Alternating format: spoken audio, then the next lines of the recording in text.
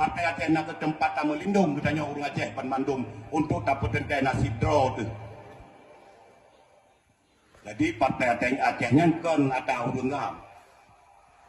hasil draw nu bantu hasil draw nu yang kali tak berjuang awai maka orangnya kata temang dalam tahapan kedua mana kemenangan kana baknya maka pakon tak pegang partai Aceh yang payah tak kecun payah tak jaga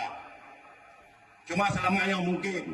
nak kesalahan tak pejaknya je kamu pinyan melakemah dan akan tak pegat ke depan berlebih yang god karena partai Aceh akan tinggalkan cucurnya ukur regenerasi akan lahir ke kamu akan muak Allah akan tinggalkan anak cucu katanya nyo kepeninggalan katanya tentang tak jamu bahkan kamu pegang apa ayah dengan mi nyo ata katanya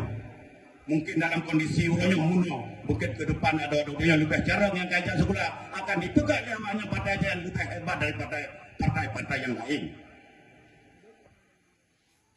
nyo di perjuangan jadi kan orangnya mungkin selamanya Hanan itu pakai ban alur perjuangan Aceh Merdeka